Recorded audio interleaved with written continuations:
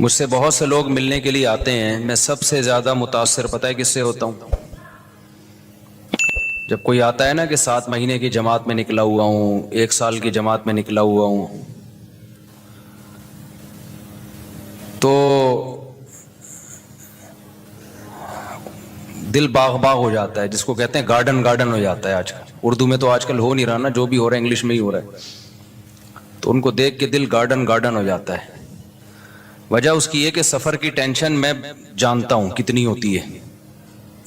میرے لیے ایک دن گھر سے باہر رہنا سفر میں مجھ پہ بہت شاق گزرتا ہے، بہت ٹینشن ہوتی ہے، چاہے کتنا ہی اچھا سفر ہو، یورپ ہی کا سفر کیوں نہ ہو۔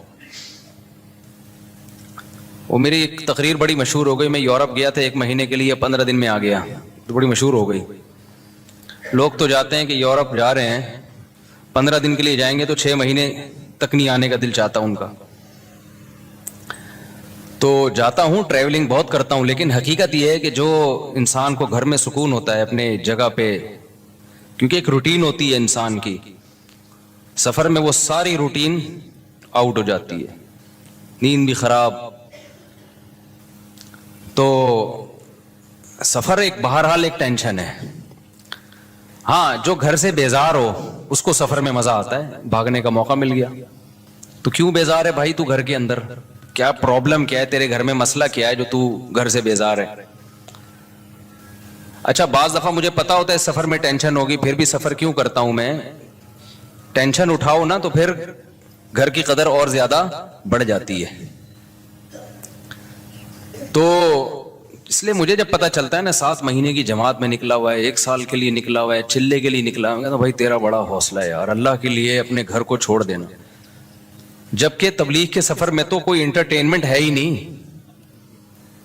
انٹرٹینمنٹ لیس سفر، تو وہی 6 نمبر سننے ہیں، اللہ سے ہونے کا یقین، علماء کا اکرام، علم و ذکر، یہی سننا ہے نا انہوں نے، اور نماز پڑھنی ہے، دعوت دینی ہے۔ دعوت میں بھی کوئی لچھے دار تقریریں نہیں ہیں کہ بعض خطیب ایسی تقریریں کرتے ہیں آدمی کہتا ہے کرتا رہے بھائی تو۔ دعوت بھی سمپل، بھائی دین آئے گا، محنت سے آئے گا، دین ہمارے اندر آ جائے، پوری دنیا میں آ جائے، اس کے لیے محنت ہو رہی ہے۔ کوئی لمبے چوڑے، کوئی بہت زیادہ کوئی ایسا نہیں ہے کہ کوئی اٹریکٹیو بات ہو، سیدھی سی بات جو پیغمبروں کی دعوت ہوتی تھی۔ نوح علیہ السلام نے کہا نا ربی انی دعوت قومی لیلا و نہارا۔ نوح علیہ السلام جب دعوت دیتے تھے وہ بہت ٹیکنیکل تقریریں نہیں ہوتی تھیں، پیغمبروں کی دعوتیں آپ قرآن میں دیکھو بہت سادہ تھیں۔ مصیبت یہ ہے کہ اس سادہ چیز کو چھوڑ کر ہم زیادہ پیچیدگیوں میں پڑ گئے ہیں۔ میں جو کئی ہفتوں سے بیان میں ایک لفظ ریپیٹ کر رہا ہوں نا، قرآن کی جو بیسک دعوتیں ہیں وہ تو 4-5 دعوے ہیں قرآن کے، توحید ہے، آخرت ہے، رسالت ہے۔ رسالت کا کیا مطلب؟ توحید کا مطلب جو تبلیغ والے بتا دیتے ہیں آسان لفظوں میں، ایک تو توحید جو علماء ایکسپلین کرتے ہیں وہ تو ایک مدرسوں میں کہ ما فوق الاسباب اختیارات، یہ سمجھنا کہ اللہ کے سوا کسی اور کے پاس ہیں تو یہ شرک ہے۔ تبلیغ والے اس کو دیسی سٹائل میں بیان کر دیتے ہیں، اللہ سے ہونے کا یقین، غیر اللہ سے ہونے کا یقین نہ ہو۔ ختم نبوت کا عقیدہ علماء جب بیان کریں گے تو تھوڑا علمی انداز سے، تبلیغ والے کیسے بیان کریں گے ختم نبوت؟ تبلیغ والے ایسے بیان کریں گے بھائی اللہ کے حکامات کو نبی کے طریقے پہ پورا کرنا۔ نبی کا مطلب صرف پیغمبر صلی اللہ علیہ وسلم کے طریقہ، اس کے علاوہ کسی اور کا طریقہ ایکسیپٹیبل نہیں ہے، کوئی بھی آ جائے۔ موسیٰ علیہ السلام بھی زندہ ہوتے نا تو کس کو فالو کرتے آج؟ محمد صلی اللہ علیہ وسلم کو۔ تو یہ ختم نبوت کا عقیدہ آ گیا اس میں۔ توکل اللہ کا بہت بڑا حکم ہے، علماء کے اس پہ بیانات ہیں، بالکل ٹھیک ہیں وہ، لیکن عوام کا جو سادہ اسٹائل ہے عوام کو سمجھانے کا، اللہ سے ہونے کا یقین، غیر سے ہونے کا، کامیابی کے نقشوں میں اللہ ناکامی پیدا کر دیتا ہے، ناکامی کے نقشوں میں اللہ، یہی تو توکل ہے بھائی۔ نظر آئے گا ناکامی کے اسباب میں، لیکن اللہ ان اسباب میں کیا کر دے گا؟ کامیاب بنا دے گا، اللہ کے پاس ہے۔ ابراہیم علیہ السلام کو آگ میں ڈالا، بچ گئے۔ پچھلے ہفتے تو میں نے پورا بیان اس پہ کیا تھا نا، لوگ کہتے ہیں فضائل اعمال میں شرک ہے، اگر شرک ہوتا تو تبلیغ والوں سے بڑا توحید پرست تو ہم نے دیکھا نہیں بھائی۔ وہ تو یہ تو ہوتا ہے کہ ہمیں شکایت ہوتی ہے توکل میں بعض دفعہ غلو کر دیتے ہیں، یعنی اسباب کی بالکل یا نفی کر دیتے ہیں۔ تو توحید میں غالی تو کہا جا سکتا ہے کہ بالکل ہی اسباب کی نفی کر دی. بعض لوگ ایسا کر رہے ہوتے ہیں کہ کوئی کرنا ہی, دکان پہ تالا ہی نہیں ڈالنا اللہ پہ. تو ہمارے ایک دوست تھے تبلیغ میں وقت لگا کر آئے, مسالہ زیادہ لگ گیا. جیسے وہ جونپور کے قاضی بن جاتے ہیں نا بعض لوگ, مسالہ زیادہ لگ گیا تھا نا, جونپور کا قاضی بن گیا تھا ایک آدمی, تو ان کو مسالہ زیادہ لگ گیا. اب ہمارے استاذ ایک عالم بیٹھے ہوئے ان کے پاس, وہ کہنے لگے کہ حضرت اللہ سے ہوتا ہے, اللہ کے علاوہ سے نہیں ہوتا. ہمارے استاذ کو شرارت سوجی تھوڑی سی, انہوں نے کہا اگر بجلی کے اس میں ہاتھ دو سوئچ میں اور بٹن دبا دو تو اللہ سے ہوگا, کیا ہوگا پھر؟ یعنی انہوں نے کہا یعنی مرو گے کہ نہیں مرو گے؟ انہوں نے کہا اگر اللہ چاہے گا تو مریں گے, اللہ نہیں چاہے گا تو نہیں مریں گے. بات بالکل صحیح ہے. انہوں نے کہا اچھا کسی میں اللہ پہ بہت زیادہ توکل ہو تو وہ ساکٹ میں ہاتھ ڈال کے بٹن دبا سکتا ہے؟ انہوں نے کہا جب اللہ پہ بہت زیادہ توکل ہو جائے نا کسی کا تو وہ بجلی کے ننگے تار کو بھی پکڑے گا, اس کو کرنٹ نہیں لگے گا. ہمارے استاذ نے کہا بھائی یہ کیا کر رہا ہے بھائی تو ابے مسالہ زیادہ لگ گیا کیا؟ جتنا بھی توکل ہو اللہ پہ, جب بجلی کی ننگی تار کو پکڑیں گے نا تو مریں گے. خوب سمجھ لیں, ایسا نہ ہو آپ کا ایمان بہت بن گیا, اب آپ نے کھمبے سے گلے لگا رہے ہیں جا کے, کیونکہ مجھے اب اللہ پہ یقین آ گیا کہ اللہ سے ہوتا ہے, اللہ کے غیر سے نہیں ہوتا, لہذا بجلی کے کھمبے سے میں چپک کے بھی کھڑا ہوں. کیونکہ کراچی میں برسات کے موسم میں بجلی کے کھمبے کے اگر آپ قریب گئے تو کھمبا آگے بڑھ کے گلے لگائے گا آپ کو, چاہے آپ کا سال لگا ہوا ہو چاہے چلے پابندی سے لگ رہے ہو. کھمبا نہیں دیکھتا کہ اس کا سال لگا ہوا ہے یا اس میں توکل ہے یا نہیں. اچھا ماشاءاللہ ماشاءاللہ. تو ہمارے استاذ نے کہا توکل کا یہ مفہوم نہیں ہے. تو انہوں نے کہا وہ جو تھا کہ وہ زہر کا پیالہ پی لیا, خالد ابن ولید کا ایک واقعہ مشہور ہے نا, وہ فلاں نے یہ کرامت. تو انہوں نے کہا بھائی وہ تو ایک اللہ کی طرف سے بعض دفعہ کسی ولی کے دل میں الہام ہو جاتا ہے, یہ تو قرآن سے بھی ثابت ہے.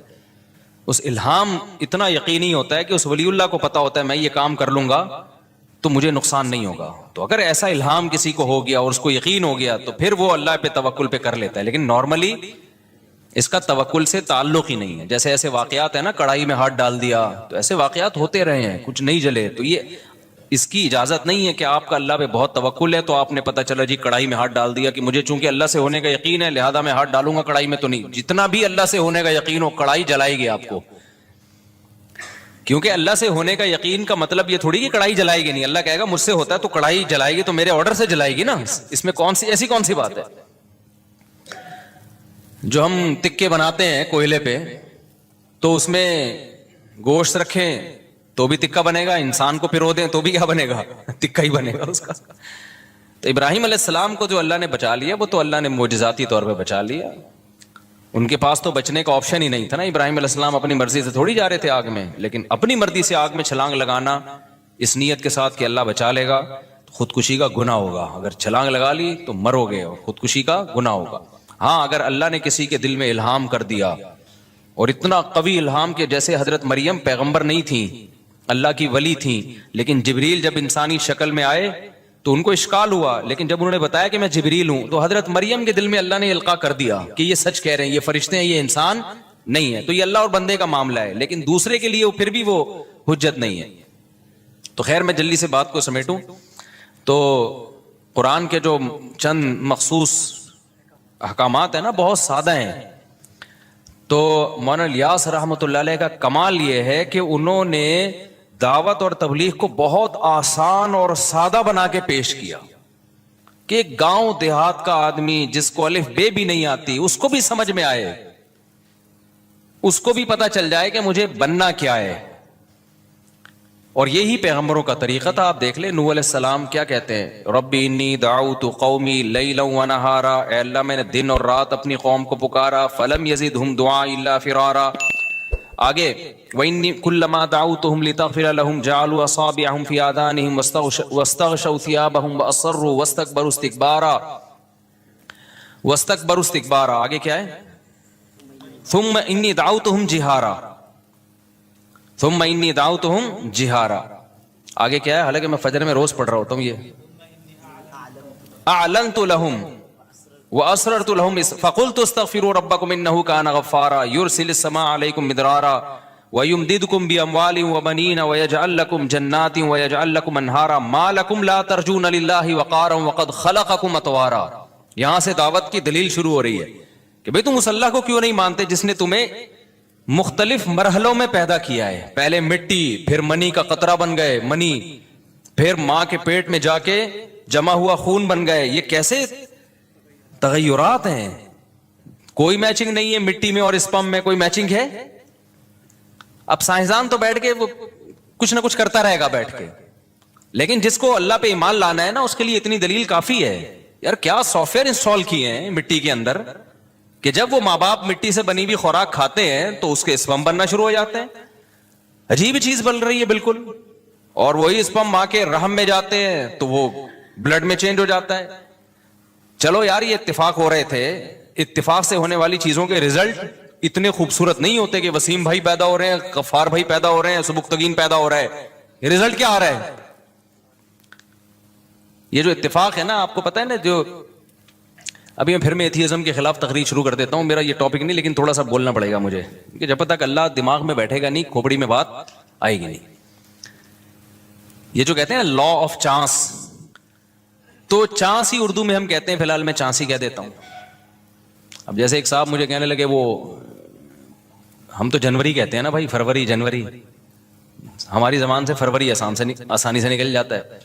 اب جیسے عربی لوگ ہیں فبرائرو کہتے ہیں فروری کو، یونیو جنوری کو. تو ہر زبان جب کسی بھی لفظ کو قبول کرتی ہے نا تو اس کو کاٹ چھانٹ کے لیتی ہے، وہ اپنے حساب سے ایڈجسٹ کرتی ہے کہ ہمارے ہاں اس کی جو پروننسیشن ہے وہ کیسے ہو سکے، اس کا تلفظ کیسے ہوگا. تو یہ ہر زبان کا قاعدہ ہے کہ جب بھی وہ کسی دوسری زبان کے لفظ کو گود لے گی تو وہ ایز اٹ از نہیں لیتی کبھی بھی.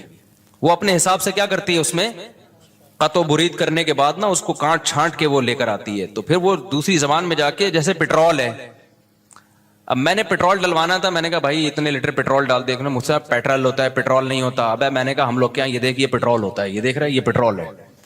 تو کوئی لفظ جب کسی زبان میں چلا گیا نا، جب تک گیا نہیں ہے تو پھر تو اسی اسٹائل سے بولنا چاہیے جو اس زبان میں ہے.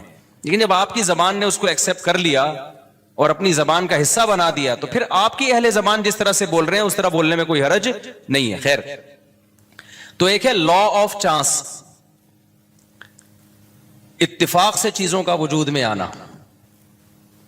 جیسے آپ جا رہے تھے اور اوپر دیکھ کے جا رہے تھے، آپ نے دیکھا گٹر کا ڈھکن بند ہے. کراچی میں آپ نے دیکھا گٹر کا ڈھکن بند ہے، تو آپ نے ٹرائی کیا کہ میں اوپر دیکھ کے چلتا ہوں. آپ اوپر دیکھ کے جا رہے ہو، ایک چور آیا گٹر کا ڈھکن چوری کر کے لے گیا. ابھی کچھ دن پہلے ایک ویڈیو بھی آئی ہے، ایک چور کراچی میں گٹر کا ڈھکن چوری کر رہا ہے. تو دھڑام سے آپ نیچے گر گئے. حالانکہ نہ چور کی یہ نیت تھی، نہ آپ کی کوئی خودکشی کی نیت تھی. آپ تو ویسے ہی کچھ کوئی کبوتر دیکھ کے جا رہے تھے کسی کا، یا کوئی کھمبا اوپر کچھ دیکھ رہے تھے کیا ہو رہا ہے. آپ نے تو دیکھا تھا تھوڑی دیر پہلے یہ گٹر کا ڈھکن کیا ہے، یہ ڈھکا ہوا ہے. تو نہ چور کی یہ نیت تھی نہ آپ کی نیت تھی، لیکن بائی چانس آپ کی ڈیتھ ہو گئی،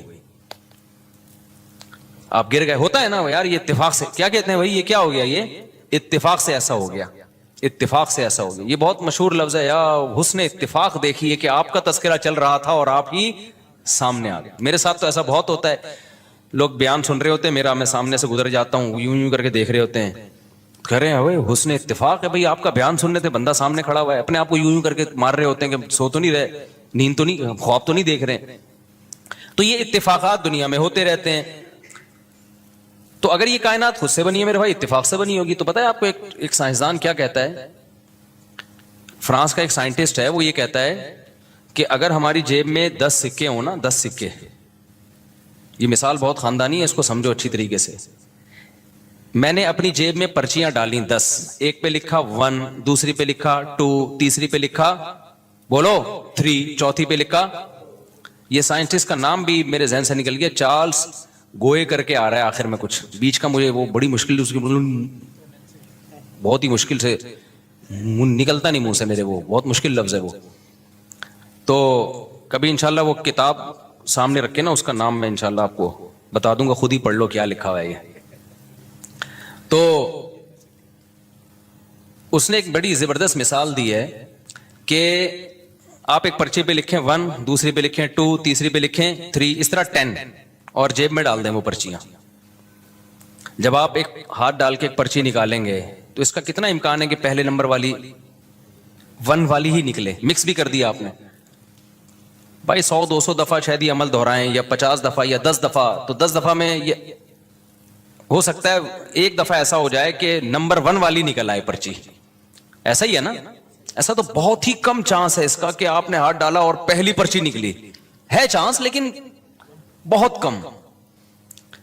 پھر اس کا کتنا چانس ہے کہ آپ جب ہاتھ ڈال کے پرچی نکالیں تو اتفاق سے پہلے نمبر پہ پہلی والی اور دوسرے نمبر پہ دوسری والی، یہ چانس اور کم ہو جائے گا.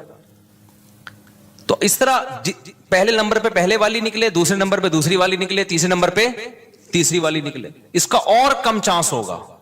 یعنی 100 آدمیوں کو آپ لگا دیں اس کام پہ تو 100 میں شاید ایک ایسا ہو جس نے پہلے نمبر پہ پہلی نکلی، دوسرے نمبر پہ دوسری، تیسرے نمبر پہ تیسری.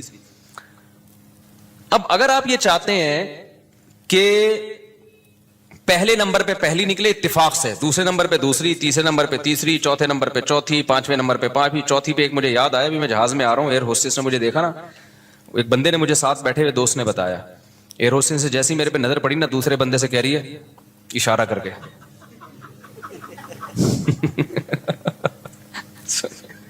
یہ وہ بندہ جس کی کتنی ہے ایسے، وہ مجھے دوست نے بتایا، کہہ رہا وہ ایئر ہوسٹس وہی جو جہاز کا عملہ ہوتا ہے نا، انہی میں سے کسی کو بتا رہی تھی، ارے یوں کر کے. تو چوتھے نمبر پہ چوتھی پرچی، پانچویں نمبر پہ پانچویں، چھٹے نمبر پہ چھٹی. اس کے لیے وہ کہتا ہے کہ 10 ارب مرتبہ، یعنی 10 ارب لوگ ہوں نا تو ایک دفعہ یہ چانس ہے کہ اتنی ترتیب سے پرچیاں نکل آئیں. میں سمجھا پا رہا ہوں اپنی بات؟ 10 ارب،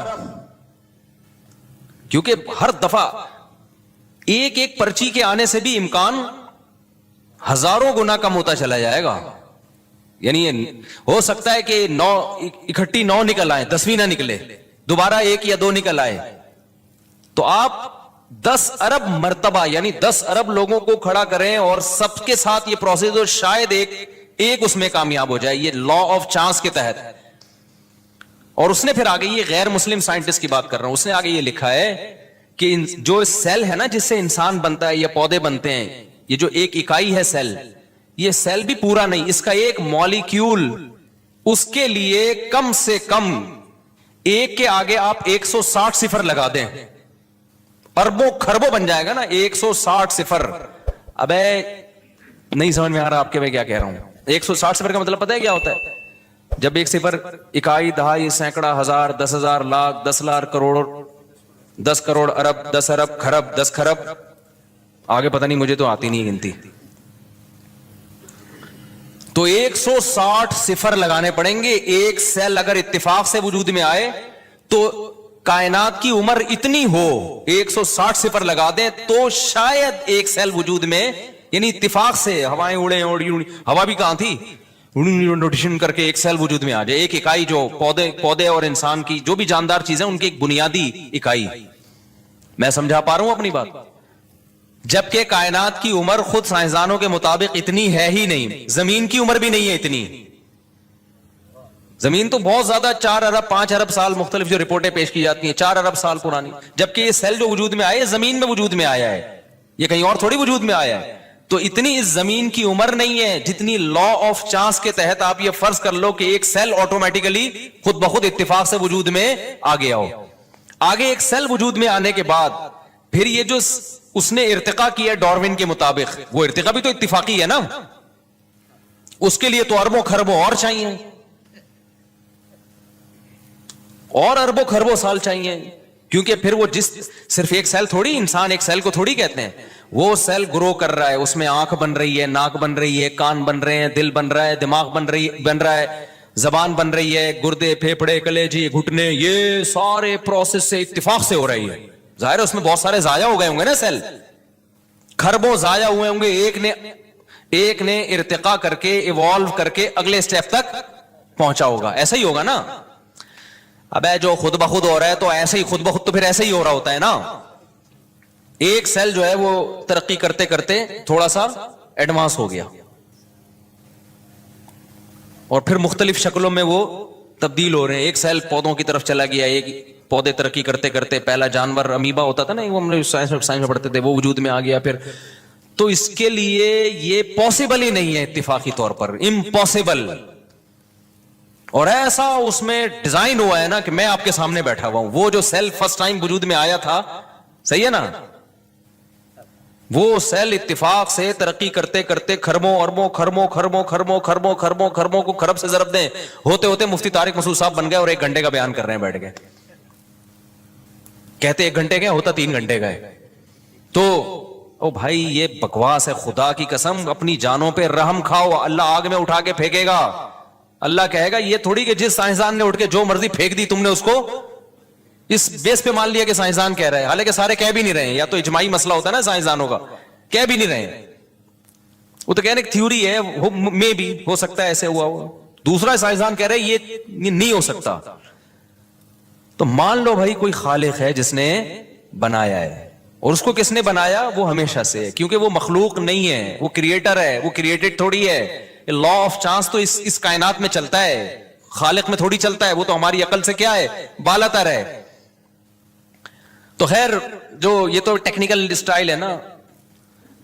तो तबलीग में जो अल्लाह ताला ने, जो मैं नूह अलैहिस्सलाम का बता रहा था, उन्होंने सादा सादा नूह अलैहिस्सलाम ने क्या कहा, वक़द खलक़कुम अतवारा। अरे भाई डार्विन को छोड़, तू अपनी आंखों से देख मिट्टी से। अच्छा ये जो हम जो बन के आए हैं इसमें तो करोड़ों खरबों साल भी नहीं लगे हैं, हम तो 9 महीने में मार्केट में आ गए, ठीक है ना। क्या ख्याल है, ऐसे सॉफ्टवेयर इंस्टॉल है मां के पेट में भाई, या उस स्पर्म में ऐसे सॉफ्टवेयर इंस्टॉल कर दी अल्लाह ताला ने। ये तो मैं बार बार एक बात कहता हूं, साइंसदानों ने इंसानों को बनते हुए पैदा होते हुए देख लिया। अगर ये प्रोसेस अपनी आंखों से ना देखा होता, खुदा की कसम साइंसदान कहते हैं एक इंसान जब मैं जैसे हूं ना बनने में अरबों साल लगे होंगे तो ये बन के आया है। तो अल्लाह ने तो फौरन सूरह नूह में अल्लाह ने बता दिया कि नूह अलैहिस्सलाम ने अपनी कौम को समझाया कि डार्विन तो बाद में पैदा होगा मेरी औलादों में, लेकिन तुम अभी जो तुम देख रहे हो अपनी आंखों से कि मिट्टी से थोड़े दिनों में, मिट्टी से ही है ना जो मिट्टी से हम खुराक खाते हैं वो स्पर्म में तब्दील हो जाती है। कितनी जल्दी हो जाती है यार, ये कितनी जल्दी तब्दील, 3 दिन के अंदर स्पर्म मुकम्मल बनकर तैयार हो जाते हैं।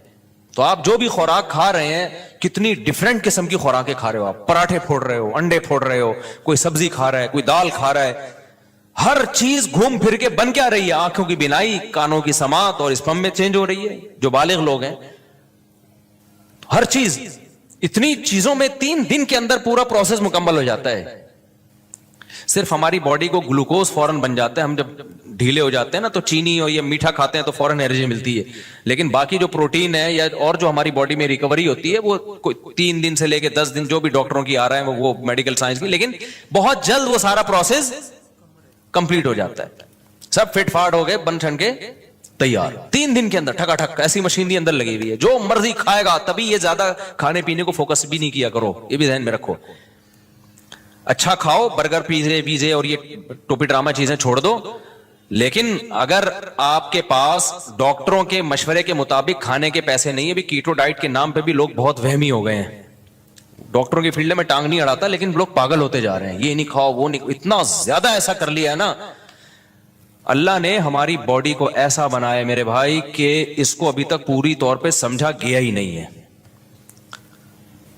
मुझे याद है बचपन में एक डॉक्टर का मजमून पढ़ा था बड़ा जबरदस्त। उसने कहा भाई मेरे पास तो मैं गरीब आदमी, गोश्त के पैसे नहीं होते, नाम खाने के पैसे नहीं होते। और डॉक्टर ने बड़ा अच्छा मशवरा दिया, और विटामिन सी के लिए कीनो माल्टे में नहीं खा सकता। उसने कहा शेर सिर्फ गोश्त खाता है, विटामिन सी भी पूरा होता है उसका, ठीक है ना। हालांकि गोश्त में विटामिन सी होता है क्या, कभी देखा? सेब में इम्यून सिस्टम कमजोर हुआ हुआ है, जुकाम खांसी हो रही है, तो वो संतरे का जूस बना के पी रहा है। वो सहराई लोग सिर्फ सत्तू पे गुजारा कर लेते हैं।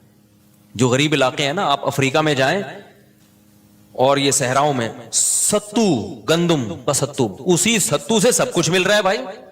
उनको ना विटामिन सी की कमी हो रही, 90 साल की उम्रें हो रही है उनकी। तो मेडिकल साइंस हरफे आखिर नहीं है। खुद डॉक्टर, जो एक्सपर्ट डॉक्टर है, वो भी मानते हैं। हाँ, जब अल्लाह ने आपके पास वसाइल दिए हैं तो फिर आप सब कुछ खाएं, लेकिन नई वसाइल दिए हैं तो टेंशन लेने का नहीं है। इसी रोटी से सारी जरूरतें अल्लाह पूरी करेगा। एक डॉक्टर ने मुझे बताया, बहुत एक्सपर्ट डॉक्टर है, उन्होंने कहा कि टेस्टों पे ज्यादा ना भरोसा किया करो, ये वाली कमी आ गई तो आदमी टेंशन में जा रहा है। देखो कुछ हो तो नहीं रहा ना, ठीक है ना। جیسے وائٹامن سی کی کمی آ گئی ٹیسٹ میں, لیکن آپ کو کچھ بھی نہیں ہو رہا, نہ نزلہ ہو رہا ہے, نہ کھانسی ہو رہی ہے, نہ کچھ بیماری ہو, تو سیٹ ہے یار, ہونا ایسی کی تیسی. اس ٹیسٹ کو اٹھا کے کیا کرو, بکری کو کھلا دو. مجھے ایس پائلوریا کا مسئلہ تھا میرے ساتھ نا, ہے ابھی بھی, تو مجھے کچھ ہو نہیں رہا تھا پیٹ میں. مجھے ایک دو ڈاکٹروں نے بتایا ایچ پائلوریا بہت خطرناک اور یہ کینسر اور ایسا بنا دیا. میں گئے کام سے بھائی, اب تو گئے بھائی, مرے بھائی, اب تو کینسر ہونے والا ہے. تو ڈاکٹر نے بلڈ ٹیسٹ کروایا. انہوں نے کہا, پھر ایک ڈاکٹر نے کہا بلڈ سے نہیں پتا چلتا بھائی, اسٹول ٹیسٹ ہوگا, خان کے لیب میں کرواؤ. وہ زبردست, یہ ایچ پائل. پھر میں نے ویڈیوز دیکھی انٹرنیٹ پر, وہ ایچ پائلوریا ایسا جرسی میں جو ہے نا, ایچ پائلورائے اصل جو اس کا لفظ ہے نا, بہت بڑے ایکسپرٹ کے پاس میں گیا. انہوں نے بولا بھائی کیا ہو کیا رہا ہے, پراٹھے کھا رہے ہو کتنے؟ میں نے کہا 2 کھا لیتا ہوں. ہضم ہو رہے ہیں؟ میں نے کہا ہو رہے ہیں. اور کیا نا, اور کیا کرنا ہے, اور کیا چاہیے؟ جب 2 پراٹھے پھوڑ رہے ہو صبح 3 انڈوں کے ساتھ, اللہ معاف فرمائے, نظر بس سے اللہ بچائے, اور ملائی کی وہ بھی کھا جاتے ہو, اور نہاری کھا لیتے ہو, آپ کی ویڈیوز ہم نے دیکھی ہیں, پائے بھی پھوڑ دیتے ہو, اور کیا چاہیے؟ کیا کر رہا ہے میدے کا, اور کچھ ہو رہا ہے؟ میں نے کہا ایسیڈیٹی ہوتی ہے. انہوں نے کہا اس میں یہ بھی نہ ہو تو پھر کیا ہوگا بھائی؟ اور وہ بھی جب ہوتی ہے جب نیند نہیں آتی. نیند اگر میری پوری نہ ہو نا, تو انہوں نے کہا نیند کا تو دماغ سے بہت گہرا تعلق ہے, ٹائم نیند کمپلیٹ کر لو. میں نے کہا نیند پوری ہو پھر نہیں ہوتا کوئی. تو میں نے کہا یہ آغا خان کی رپورٹ ہے, ایچ پائلورائی. میں نے کہا بھائی بکری کو کھلا دو یہ رپورٹ. کیا کرو, یہ ڈاکٹر ہی کی بات کر رہا ہوں, اب ڈاکٹر خود الجھے, مجھے کوئی ملامت نہ کرے کہ ڈاکٹر کوئی کہے کہ نہیں ایچ پائلورائی کو ہلکا لے رہا ہے یہ. بھائی مجھے وہ ڈاکٹر نہیں بتایا کوئی, انہوں نے کہا ٹینشن لینے کا, یہ سب کا ٹیسٹ آئے گا, یہی آئے گا. ہو نہیں رہا تو کیا ضرورت ہے یار رپورٹیں لینے کی.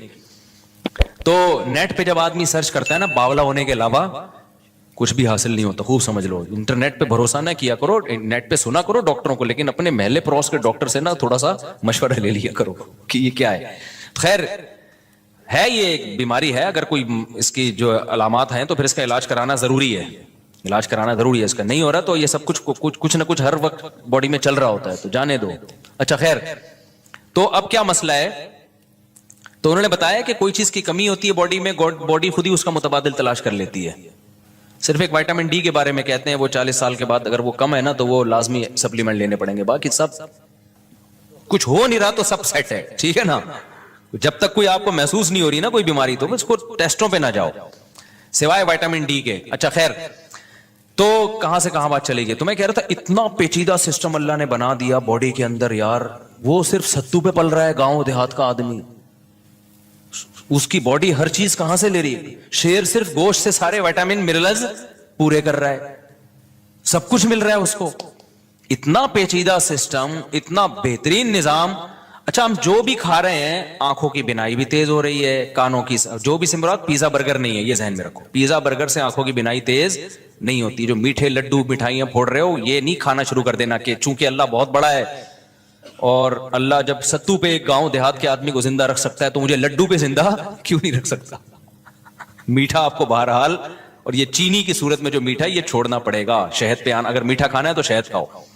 اچھا خیر, تو کچھ چیزیں تو نیچرل ہی نہیں ہے نا. یہ جو پیزے برگر اور یہ سفید آٹے کی یہ جو اور میدے ویدے, یہ تو نیچرل تھوڑی ہیں, یہ تو انسان کی خوراک تھی. تو گوروں نے آ کے ہمیں ان فضول چیزوں پہ لگا دیا. خیر, تو اللہ کا نظام کتنا عجیب ہے میرے بھائی. جو بھی کھا رہے ہیں ہم, آنکھوں کی بینائی تیز ہو رہی ہے, کانوں کی سماعت تیز ہو رہی ہے, اور اللہ کہتے ہیں اس سے اسپم بن رہے ہیں. وہ تھوڑے دنوں میں اربوں خربوں, یہ لا آف چانس کے تحت ہو رہا ہے. ایسا ہے بھائی, اتفاق سے ماغ میں ایسے سافٹ ویئر انسٹال ہو گئے ہیں بائی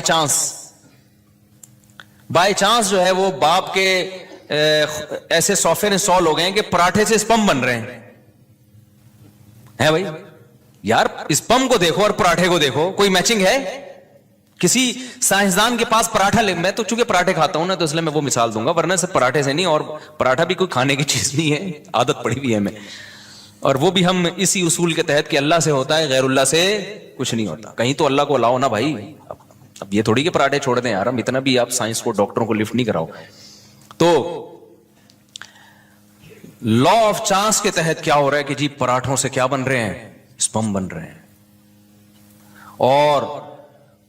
اور اتفاق سے مرد الگ بن گیا, عورت الگ بن گئی, ایک ہی مخلوق سامنے نہیں آئی ہے.